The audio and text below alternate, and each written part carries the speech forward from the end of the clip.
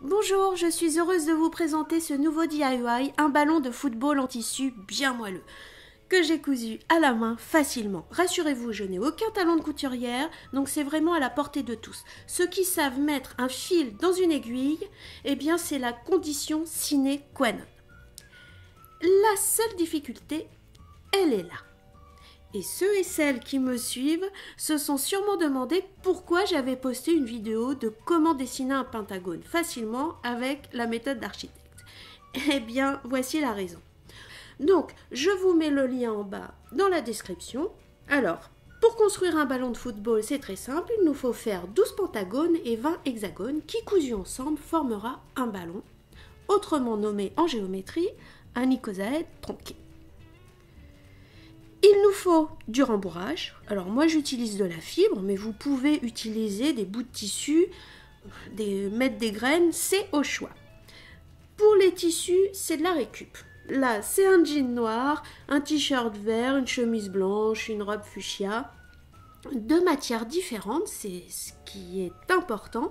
C'est ce qui fera ce jeu d'éveil intéressant pour développer le sens du toucher de bébé.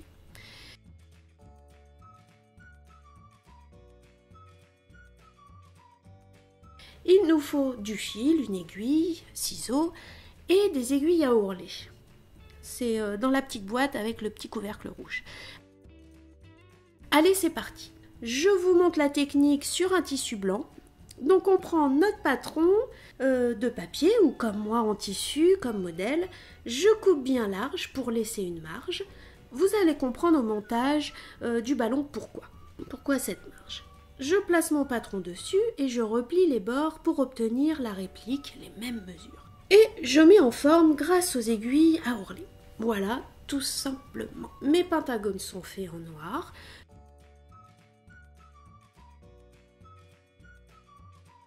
Ensuite, je vous montre sur un pentagone noir, ça ressort beaucoup mieux en vidéo. Vous passez votre fil ainsi, le point est super simple à faire, rien de compliqué.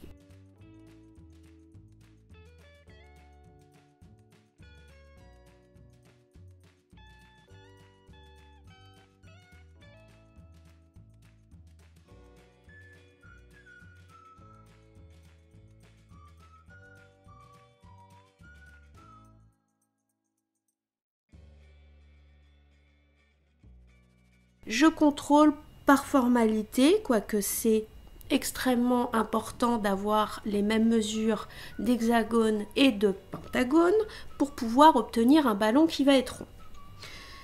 Ça, c'est dit. J'en reviens à la marge du tissu. Eh bien, c'est pour accrocher les pièces ensemble. Cette marge est très utile.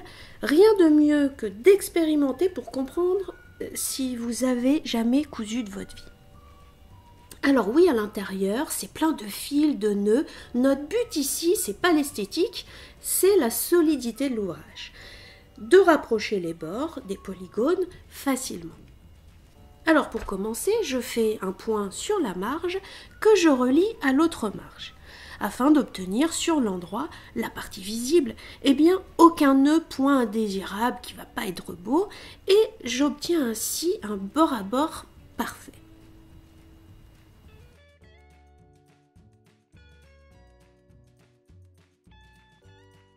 Ensuite, eh bien pour faire de belles coutures apparentes, le bourrelet sensoriel blanc, et renforcer la solidité, l'ensemble de l'ouvrage, je fais de nouveau des points, ici plus esthétiques, car plus visibles.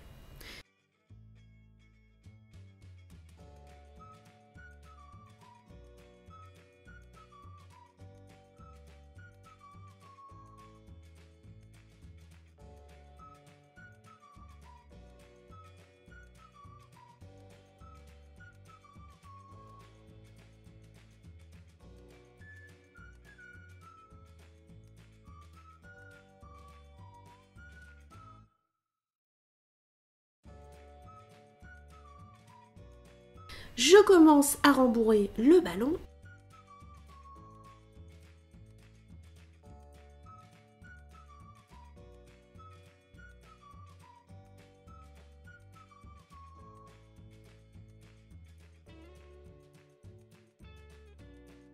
Et là, je vais coudre ma dernière pièce.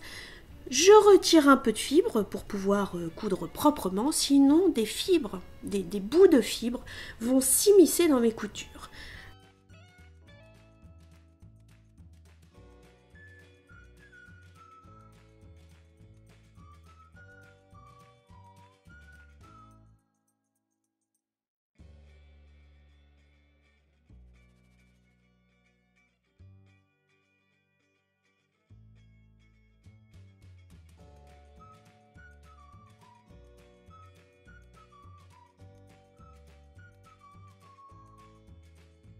Alors, il y a un gros travail, je vous le cache pas, de mise en forme du ballon avec le rembourrage.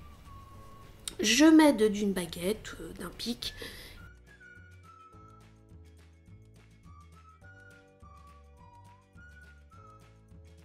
Et voilà, c'est terminé. J'espère que ce DIY vous a plu.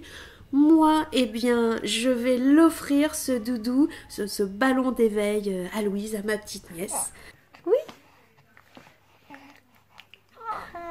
Voilà, je suis fan d'elle. Bye.